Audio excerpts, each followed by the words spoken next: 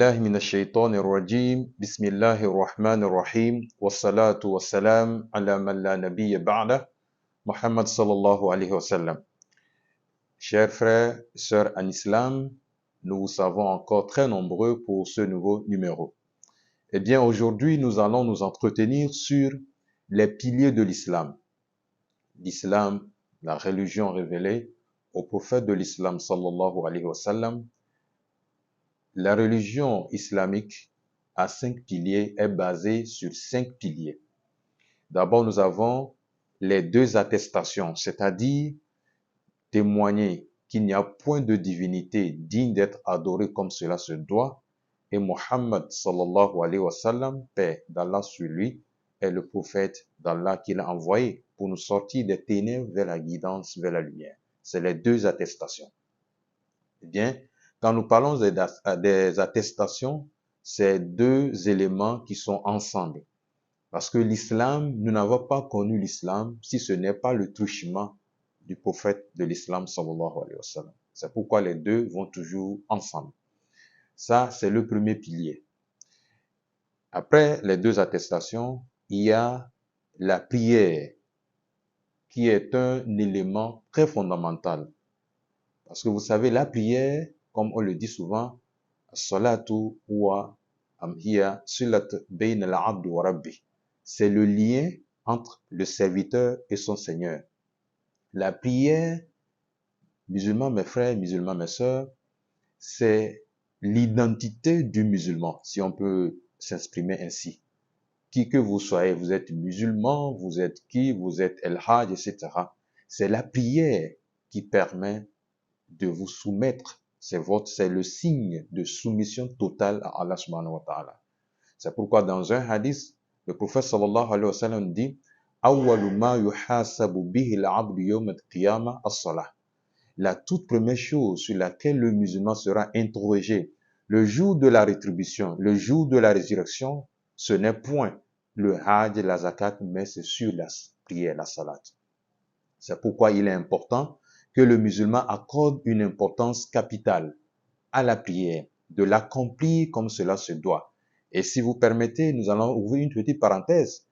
Quand vous prenez les principes islamiques, l'adoration, etc., la prière a été révélée au prophète de l'islam, sallallahu alayhi wa sallam, non pas par l'entremise de l'ange Gabriel, mais c'est Allah subhanahu wa ta'ala qui lui a transmis la prière.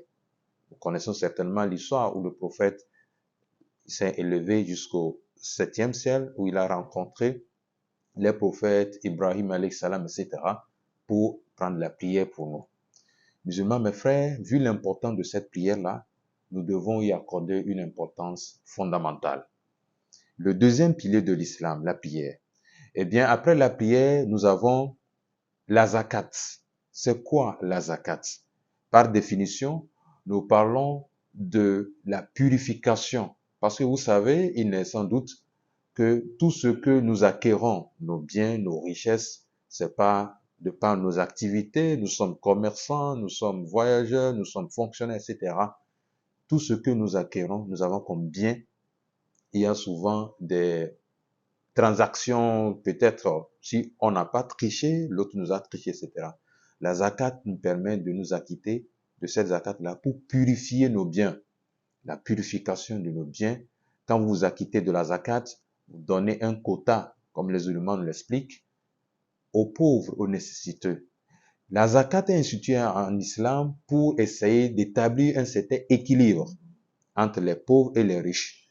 Si nos sociétés aujourd'hui, la communauté musulmane, ceux qui sont nantis s'acquittent de cette zakat comme cela se doit, je pense qu'on aura vraiment œuvré, on aura accompli une réalisation qui est celle de la lutte contre la pauvreté. Aujourd'hui, nous avons les associations, les ONG qui s'investissent dans ce domaine de lutte contre la pauvreté, la Banque mondiale, etc. Mais l'islam, dès les premières heures, a institué la zakat, c'est pour parer à ces déséquilibres dans la société.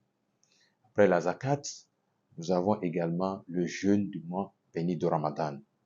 Musulmans, mes frères, kutiba alaykum siyamu kama kutiba ala alladhina min qablikum la'allakum tattaqun. Le jeûne nous est prescrit comme cela a été fait aux communautés qui nous ont précédés Mais la finalité du jeûne que le prophète sallallahu alayhi wa sallam a transmis, qu'Allah subhanahu wa ta'ala a institué, ce n'est point, l'objectif ce n'est pas de nous affamer, de s'abstenir de boire du matin jusqu'au soir, de s'abstenir d'avoir des rapports intimes, etc. Puis c'est fini. Mais la finalité, que ce jeûne-là nous amène à la piété, à la crainte d'Allah subhanahu wa ta'ala. Musulmans, mes frères, nous sommes à quelques semaines, si je n'exagère, du mois béni de Ramadan, qu'Allah subhanahu wa ta'ala fasse que nous puissions être des vivants pour pouvoir bénéficier des récompenses, des miséricordes de ce mois béni de Ramadan. Jeûner, car le jeûne également aujourd'hui peut vous procurer la santé. Il y a des études modernes qui ont prouvé aujourd'hui dans les universités américaines, etc., que le prophète sallallahu alayhi wa sallam a institué le jeûne, par exemple, c'est une parenthèse, pour les 3 jours mensuels, les 13, 14, 15. Mais quand vous jeûnez, les 3 jours-là, cela déclenche, ça provoque une certaine régénérescence des cellules du corps. C'est pourquoi il est recommandé. Le prophète de l'islam, à l'époque où tout cela est révélé, n'avait pas des laboratoires les plus sophistiqués du monde. C'est un signe pour nous musulmans de savoir que ton prophète Muhammad sallallahu alayhi wa sallam, la yantiqu anil hawa in huwa illa wahyuha. Il ne dit, il n'enseigne rien sous le fait de la passion, si ce n'est ce qui lui a été révélé. Musulmans, mes frères, je pense que tu dois être fier d'être musulman, d'avoir cette religion islam. Le 5e pilier, le hajj. Allah subhanahu wa ta'ala a institué le hajj liman istata ilayhi sabila, pour ceux qui en ont les moyens. Vous savez, le hajj, le prophète sallallahu alayhi wa sallam en un mot nous dit al-hajj al-mabrour laysa lahu al-jaza'u illa al-jannah. Celui qui a accompli le hajj al-mabrour, le hajj qui est dénudé de toute ostentation. Je n'accomplis pas le hajj pour qu'on dise que je suis devenu el-hajj, mais j'accomplis le hajj parce que je remplis les conditions et je l'accomplis parce que Allah subhanahu wa ta'ala me l'a institué. Je n'ai de récompense si ce n'est le paradis. Musulmans, mes frères, notre message va s'arrêter ici. Tout ce que nous faisons, prière, hajj, etc., la finalité, c'est que l'au-delà pour nous soit encore meilleur pour nous que le monde ici-bas. Barakallahu fikum, tabat awqatukum bikul khair. Wassalamu alaikum wa rahmatullahi wa barakatuh.